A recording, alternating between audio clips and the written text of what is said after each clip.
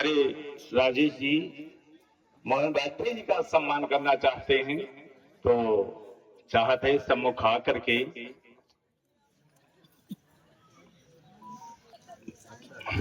एक गणेश जी का स्मृति चिन्ह दे करके पटका वस्त्र दे करके सम्मान किया। इसके लिए बहुत बहुत सा धन्यवाद।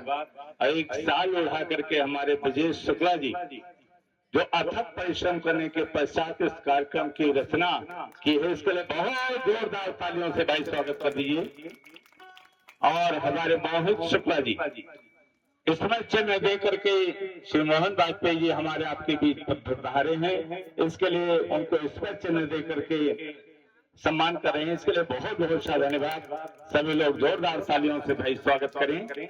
और इसी क्रम में हमारे सुरेश कुमार मिश्रा जी जिनका वीर बाकुरे के नाम से हम अगला संबोधन करते हैं, हमारे क्षेत्र के मत्तागंज के हैं। ये भी जब आ जाते हैं तो कार्यक्रम में स्वतः आनंद ही आ जाता है, तो इनका भी पटका दे करके हमारे ब्रजेश शुक्ला जी सम्मान कर रहे हैं। इसके लिए बहुत बहुत सा धन्यवाद। और अच्छा पंडित जी को रमनगरा के हैं, वो भी सम्मुख आ जाए। कहाँ है?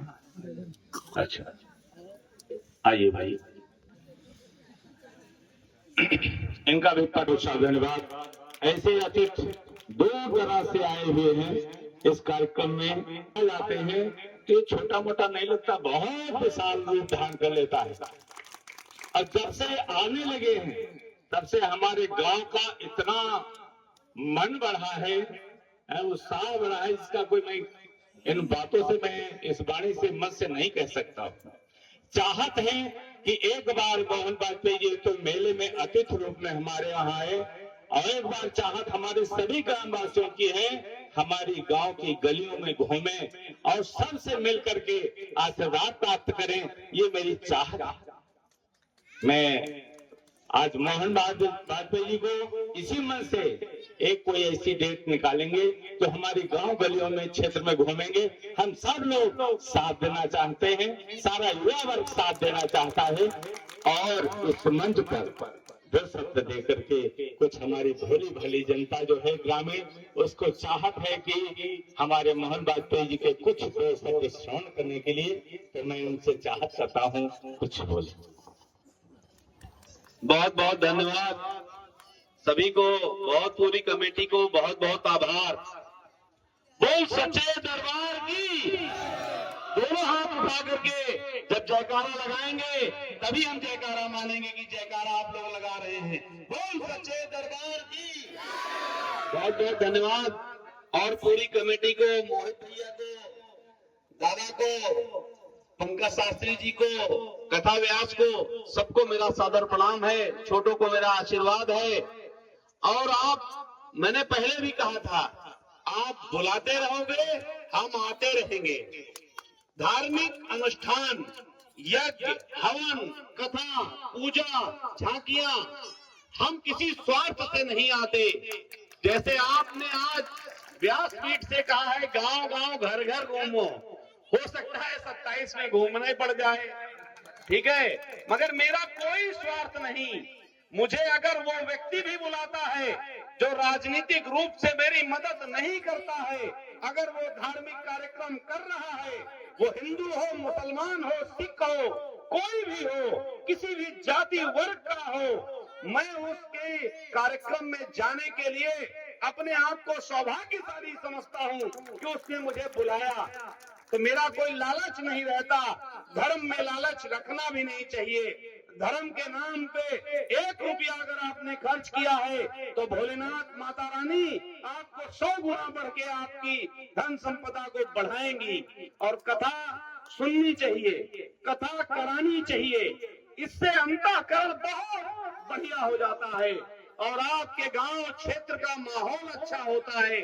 आपने महसूस किया होगा जब से ये कार्यक्रम और कथा आपकी चली है, नौजवान कथा सुने, नशे से दूर रहे।